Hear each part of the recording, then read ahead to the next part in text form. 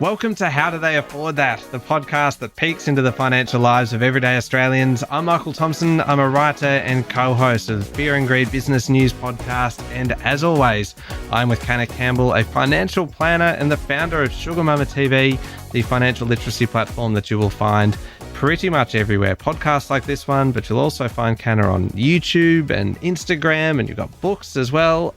How are you going? I'm excited, but you're not going to be thrilled about this. I have a brilliant savings hack for you. Why wouldn't I be excited about that? Because you're a cat person and I'm a dog person. Oh, so it's a dog savings hack. It's called Mad Paws. My neighbor told me all about this. I'm so excited.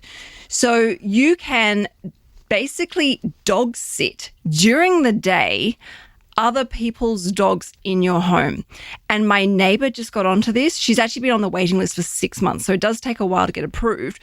But she now looks after this beautiful whippet while she works from home. And guess how much she's earning per day just for this dog to sit next to her while she works? How much? $60 a day. Really? Yep. And this dog is so happy. She actually has this dog now 3 times a week. And she has an Australian sheepdog. So these two dogs just chill while she's sitting at her desk working from home. How good's that? That is an amazing Mad Paws. Go and check it out for all the dog lovers. And you don't have to have a dog. So this is great for people who would love a dog but can't for various reasons. You get to get to know your community dogs. How cool is that? I am tempted to find a Labrador that needs to be babysat during the day, and I can have 3 labs in my home, which is my dreams come true. Your dream come true because you're also getting paid for it. Exactly. And my dream, as I've shared in another episode, is to have a Labrador in every single colour. That's, people dream of retiring and travelling around the world. I just want lots of Labradors in my home. You just want a Labrador rainbow. Labrador rainbow. So I could earn some extra money. So if anyone lives near me and has a Labrador and wants someone to look after it during the day, hit me up. That is $60 a day. That is fantastic. That is a great tip. And I think even for people who are cat people, could you do cat sitting? I'm sure you probably could. Sorry, I made a massive assumption, but you don't really like dogs, do you? Oh, yeah. Look, you know what? Hesitation it says it all. If there was a breed of dog that didn't kind of make a mess, that was bred to be ultra efficient on digestion, that there was no waste that came out the back end, then I would sign up for that dog. Okay, so you'll be going to the local toy shop. Yes. And buying a stuffed toy. Yeah, okay. Clearly dogs maybe are not for me, although I suspect that the kids are going to pressure me into it at some point. Did you know that Sian has threatened just to take the kids to go and get the dog at some point and then just bring it home? And she said, and then you can tell them. You can tell them no after the dog is there. I'm like, I don't think I can do that. I'm not a monster. Tom has said the same to me about getting a cat. Oh, really? Because my kids are banging on about getting a cat. Goodness me. And he said, one day you'll come home and find a cat in our house. Yeah. There's so much conflict on the horizon. Oh, yeah. We will keep you updated on this. All right. So today we have got a pretty kind of meaty topic to get into. And it is a really good one because we talk a lot about investing and the various ways to set yourself up for financial independence. But all of that is obviously a bit harder if you are on a low income, simply because there is not as much money to go around. So today I really wanted to get some straightforward kind of ideas, some advice, some kind of hints and tips and tricks and every other way to look at this about what to do if you're a low income earner but want to get ahead. Obviously, this is for general information. Where, as you're listening, everything that we talk about is general in nature. It's never personal, investment, strategic, or product advice. It is purely for financial education purposes only. That's right. So if you hear something and you want to know more about it, please make sure you go and see a financial planner and get personal advice based on your situation. All right. When we are talking about this, what are we considering low income for this discussion? Well, it's very personal, it's very subjective. So according to the ATO, you get a low income offset if you earn up to $66,667. So it really does depend on your personal definition of what a low income earner is, but you qualify for this offset at up to that level of income. Okay, so it is obviously very subjective, but really you could almost describe it as being anyone who is just making ends meet. in some ways, that really there isn't much money left to go around. Once you've paid for the essentials, there's nothing left. Yes. Okay. All right. Is step number one. This is me I'm going to take all of the podcasts that we've talked about, and I'm going to prove to you that I have been listening to every word that you have ever said throughout the course of How Do They Afford That. Is step one to do a budget? Yes. Oh, there we go. I'm going to head off now. I'd be very worried if you didn't answer that correctly. But as someone said to me the other day, you can't fix a leak if you can't see it. So you got to sit down and do a budget and also review your budget on a regular basis. Okay, so that is definitely worth then going back and having a listen to. We've done a couple of episodes so far on budgeting, where to start, what you need to be looking at, how to structure your bank accounts, kind of what expenses go into which account, and basically where to put your money in order to make sure that you're going to have enough at the end of each week or at the end of each month, and that maybe you'll have enough money left over. After that, it seems like there's two options, really. Either there's a little bit of money left over, in which case we'll talk about what to do with it in order to perhaps get ahead, or there's no money left over, in which case the conversation will be about how do we change that? How do we make a bit of extra cash? But let's start with the first one there. Assuming that there is a little bit of room in the budget, that you have found that you've got a little bit left over, whether it's every week or every month, what are some of the options? What should you be doing with that cash? Well, the first thing I would recommend someone does is put that money into a separate savings account. Mm-hmm. And everyone should have some emergency money. So if you do find that there's a little bit left over, and I don't care whether it's $1 or $100, get that away from your everyday spending account and keep it into a separate savings account. And that can build up over time, and everyone should have some emergency money. So before you would look at doing anything with that money, such as, spending it, I would recommend focus on, as a number one priority, is having some emergency money set aside in case there is something that one day happens out of the blue and an emergency or an expense or a fine or a fee. You've got that money that you can tap into without getting into debt. Would you say, this is going to sound really kind of just glib and cheesy, but is peace of mind the best investment? It actually sounded even worse when I said it. It sounded pretty bad in my head, and then it came out of my mouth. I'm like, oh, God, that was terrible. You know what? For once, I'm actually not going to laugh at you. I'm actually going to wholeheartedly agree with you. Oh. There we go. Everyone is so stressed at the moment with money. In fact, I read on the Fear and Greed Instagram account the other day that 1 in 10 Australians can't pay their utilities bills right now, which is really frightening. And again, this is the reminder as to why you need a separate dedicated savings account to hold your emergency money so that you can plan and prepare for those expenses that maybe blow out or catch you by surprise because you forgot to budget them in the first place. And they're typically things that you wouldn't necessarily expect. A lot of these, whether it's a out of the blue medical bill or your car breaks down or something like that, where you are not necessarily planning for it, and your car might not break down from one year to the next, and all of a sudden it does, and you're up for $2,000 worth of repairs. You need that money set aside if you can. Absolutely. And then, of course, there's the other conversation around debt. If you're someone who's on a low income and there is a little bit of extra money set aside, you also need to factor in maybe using some of that extra money to try and get rid of that debt in your life as quickly as possible. Now, it's a bit of a chicken and the egg when it comes to financial planning as to whether you say pay off debt first or build up emergency money first. You really need to do what's right for you, and I don't think you necessarily have to do one or the other. You can do both. So say, for example, you do your budget and you work out you've got an extra $100 per month left over, but you've got, say, $1,000 for simplicity on a credit card that it's stressing you out.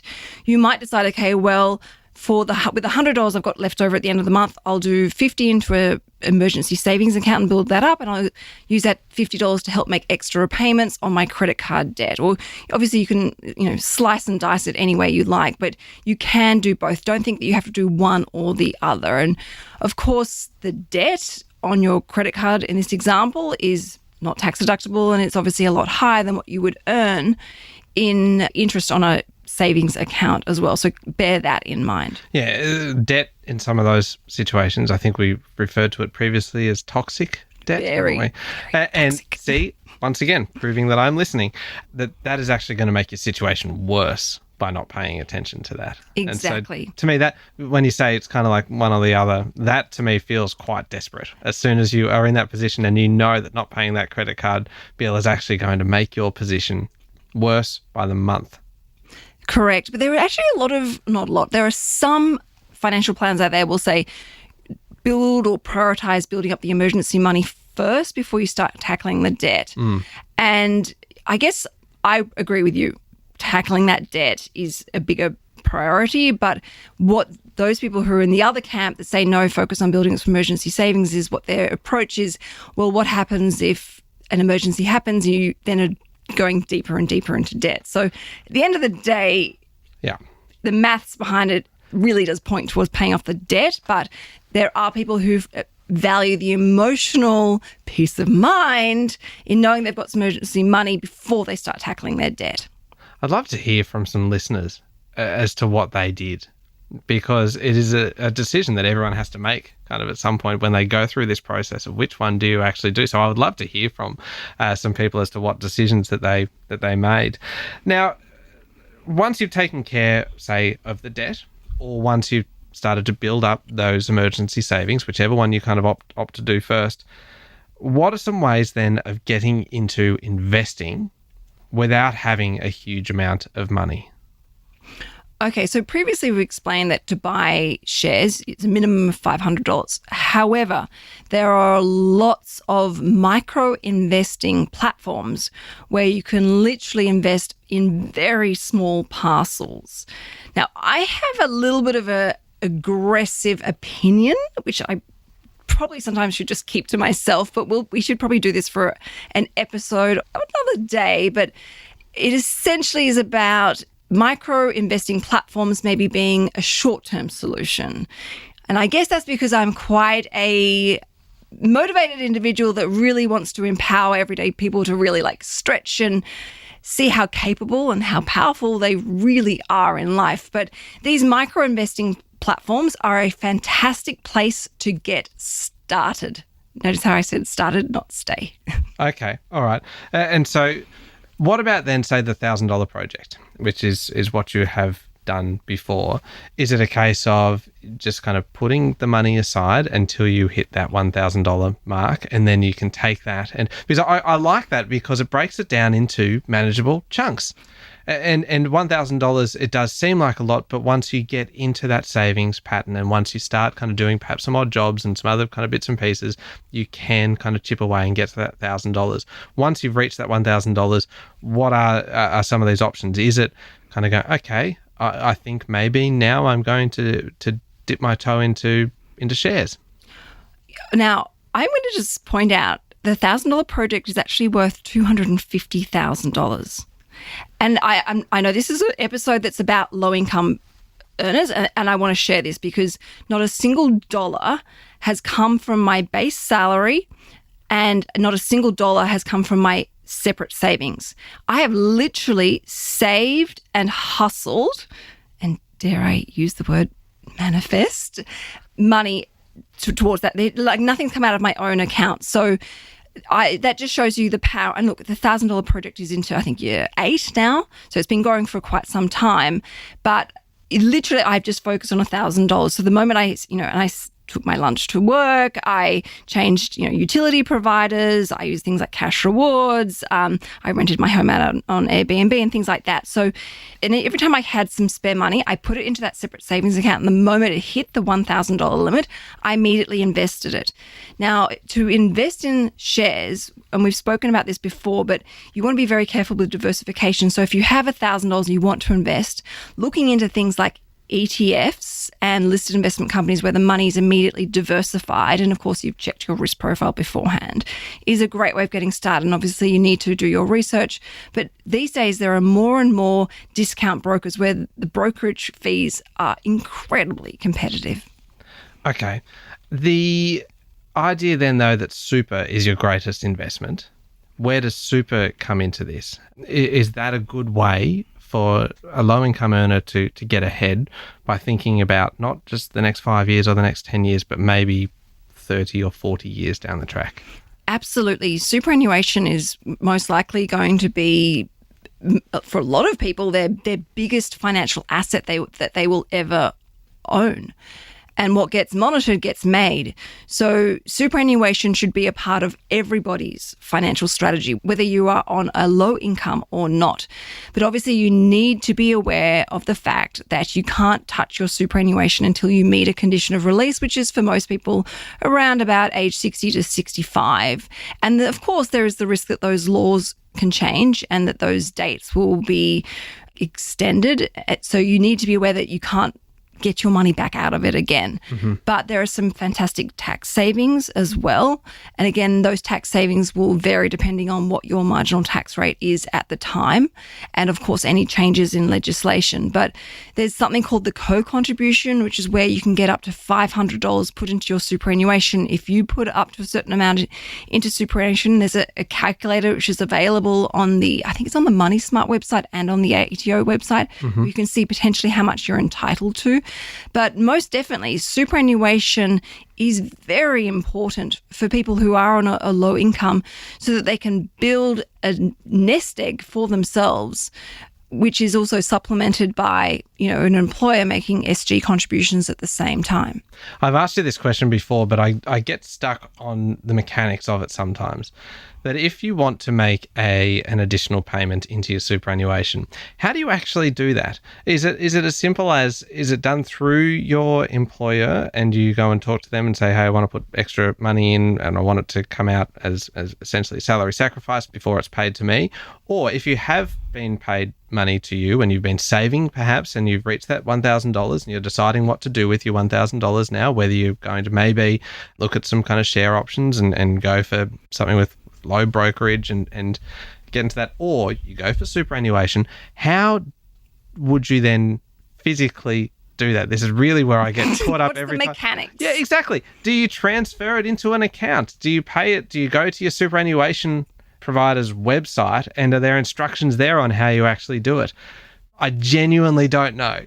It's really easy. Okay, well, that's going to make me feel bad for not having known this before. But how is it? How do you do it? BPay. You BPay it? Yeah, you can do a bank transfer, but yeah, BPay. But you have to call them because you have to get the right code. Okay. So you would call, or hopefully you'd find it online, but you would have a biller code for different types of contributions. So if you're making an after-tax contribution, they'll have a special biller code, and then you have your customer reference number, and it is simple and as easy and as fast as that. Are you seeing the look of realization come across my face right now going, oh, this is a lot easier than I thought it was going to be?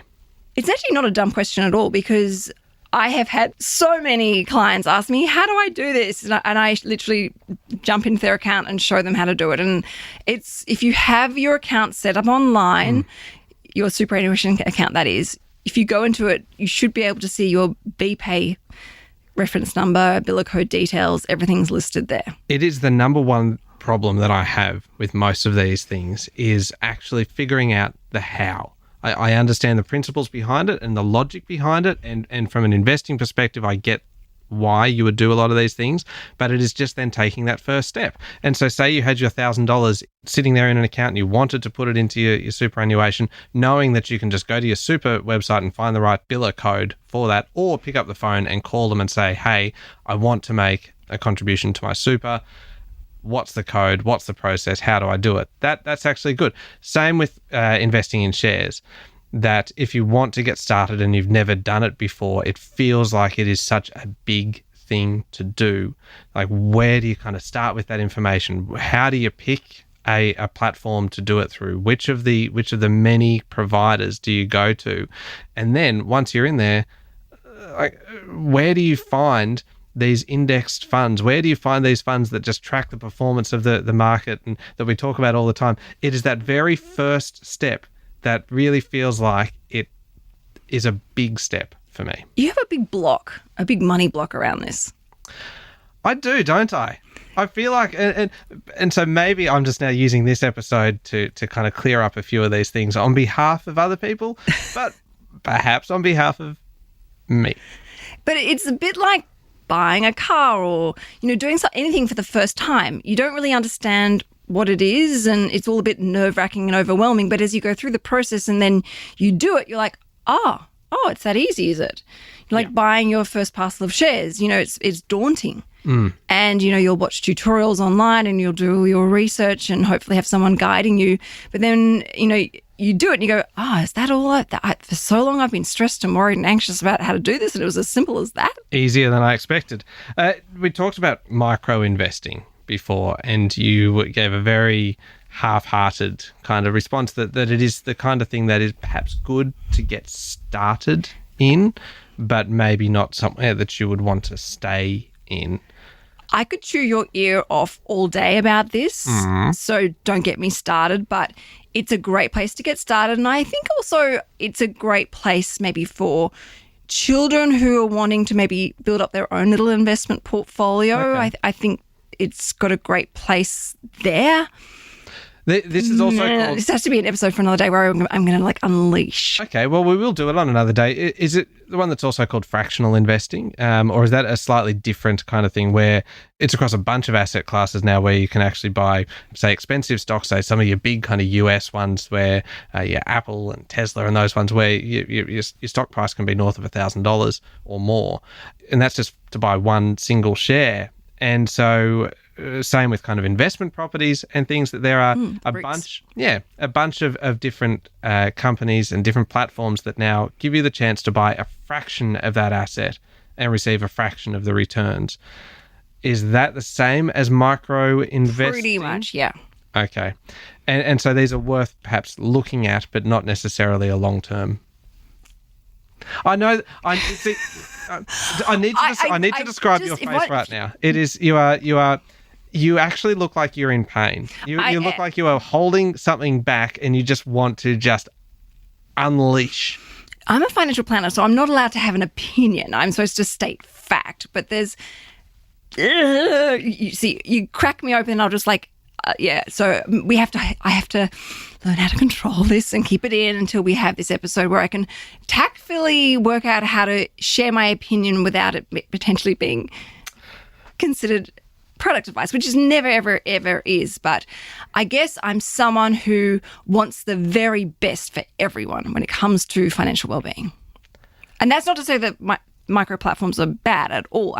They have their place, a very important place in the marketplace. What about those ones? And now it feels like I'm just asking you the same question over and over again, just to try and get... You're trying to pry it out of me. I am trying to get a reaction out of you now. But those ones where you just round up your purchases, the 20 cents or the $1.50, the kind of the change out of your whatever your purchase is, that goes into an account and that can then be used for investing. Does that come under this category, or is that actually something that you are less violently opinionated about? I'm less violently opinionated about it. I love a roundup. I used a roundup strategy for the $1,000 project, so I know it works. It's great. However, if that's the best you can do right now, I think that's amazing, and I include micro investing in that opinion. If that's why I say it's a great place to start, but build upon that. Mm-hmm. And rounding up is.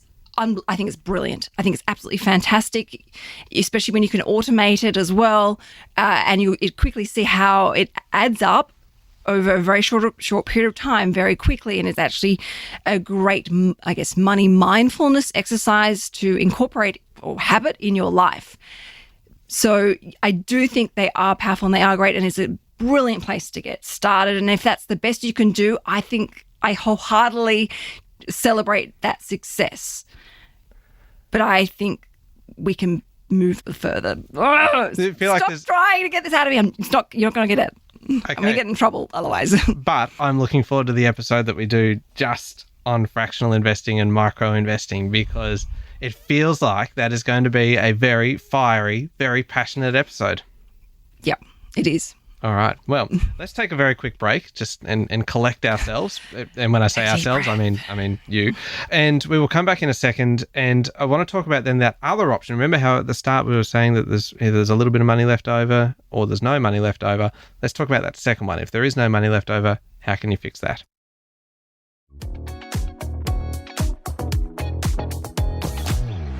Hannah, we are talking today about what to do if you're a low-income earner but want to get ahead. We have covered a few different options so far.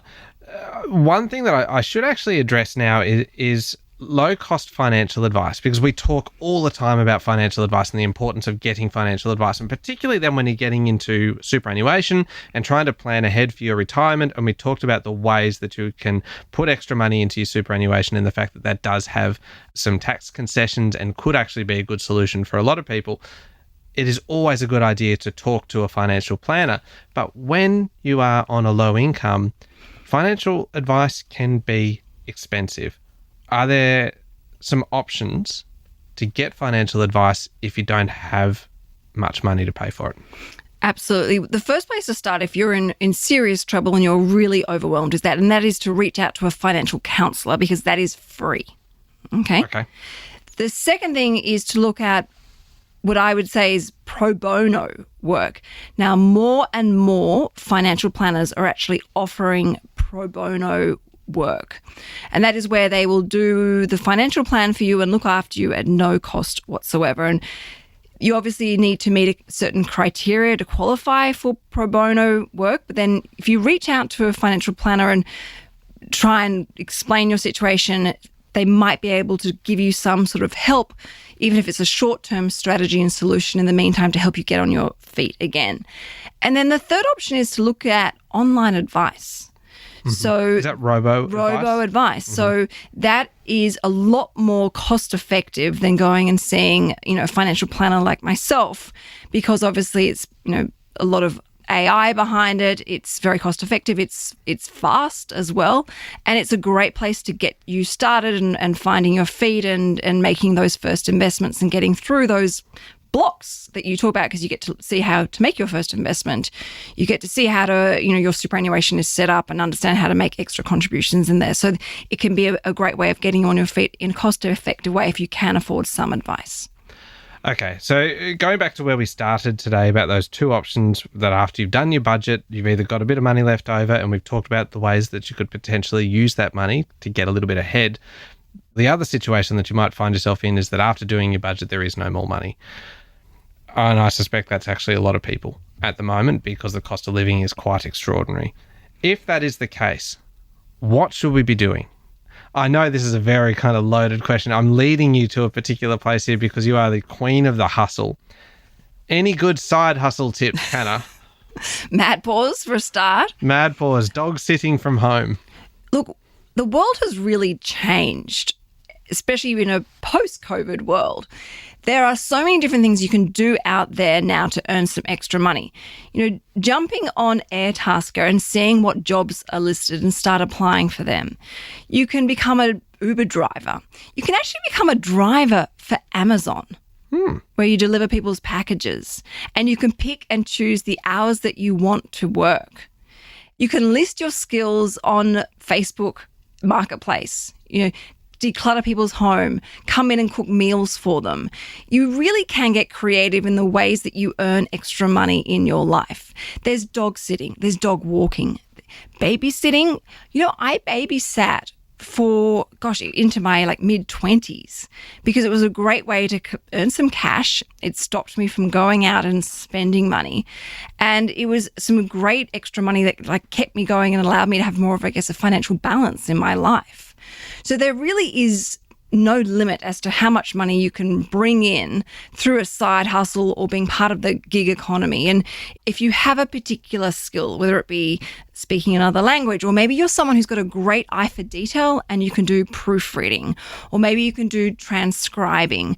There are a lot of these things you can actually do from the comfort of your own home, or dare I say the comfort of your own lounge, to bring in some extra money. And sometimes, it might only be $60, $70, like my neighbour is earning from the dog sitting. Actually she was earning more than that. She's doing it 3 days a week. But with the cost of living, an extra $60 a week would help a lot of people and would be welcomed with open arms in a rising cost of living world that we're living in right now. And then once you've got that money, you can kind of go back to step one there, look at your budget and go, okay, what is our priority? Is it going to be paying off the debt, or is it going to be getting into investing? And so I think that there's some really good ideas there. When we're talking about this, I think we need to come back to that definition from the start that low income is something that's very subjective at this time. There are low income offsets if you earn up to, I think it was $66,667 at this point in time, but that is kind of very subjective. And for people even earning more than that, that when there is no more money to go around, it can feel very, very tight. Step number one, obviously, as we discussed, is to do that budget and then figure out whether you have any money left over, or if you don't have any money left over. If you do have a little bit left over, that there's a bunch of things that you can start to do. And I actually put them into a little bit of a priority list. And positions 1 and 2 are kind of shared on that list, because it's either pay off debt, pay off your toxic debt, your credit card debt, or anything that's going to make your financial position worse. Sharing that position at number 1 on that list is the emergency savings, trying to build up that money in case something goes wrong. If your car breaks down, or someone gets sick, or if you lose your job and you just need that income to pay your rent, to pay your mortgage, it helps to have some emergency money tucked away. Once you've got those two things taken care of, then it's a case of looking at investing. And some of the different options that we looked at is perhaps getting into shares and building up some savings, putting it into a separate account until you reach a certain point, whether it's $500, the minimum at which you can start to buy some shares, or if you're doing the $1,000 project, that you kind of get to that $1,000 mark before you make that decision as to where you go, whether it is shares or whether it's superannuation, which can often be a tax effective way to prepare for your future. And we discussed those blocks that I seem to have in terms of how do you actually put money into your superannuation account. Look up the biller code online, or call your superannuation provider, and it's really that simple. The important thing is to actually have these conversations, to get some financial advice. If you're able to do so, there is low-cost financial advice available, pro bono work, where they will perhaps look at your situation and provide a bit of advice. But if you are desperate, there is financial counselling available, and there is a debt helpline. And then if you want some more ideas on how to make money, talk to the queen of the hustle. We have an episode dedicated to hustling. Yeah. In fact, I think it's called Queen of the Hustle. It is. Okay. Well, that's an easy one to find. If anyone has any ideas, any questions for you, how do they find you, Canna? The fastest place to get in contact with me is Instagram at SugarMamaTV. And then, of course, you can listen to my Monday morning podcast, Sugar Mama's Fireplay. And you can hear me every day with Sean Aylmer on Fear and Greed Business News, Australia's best business podcast. Thank you very much for listening to How Do They Afford That? Remember, please hit follow on the podcast. That way every episode just lobs automatically into your playlist. Leave us a review as well, or a 5-star rating. We always love seeing those. Next week, I'm really excited about next week's episode. Frequent flyers. Oh, I am obsessed with the frequent flyer system. Like, I'm a fiend for the finer details. Well, we are going right into it. We are going right into it next week, and we are talking to an expert on how to get the most value out of your frequent flyer points, how to use them to actually get upgrades, how to use them to get flights, perhaps business class, all over the world. It is going to be a great episode. Do not miss it.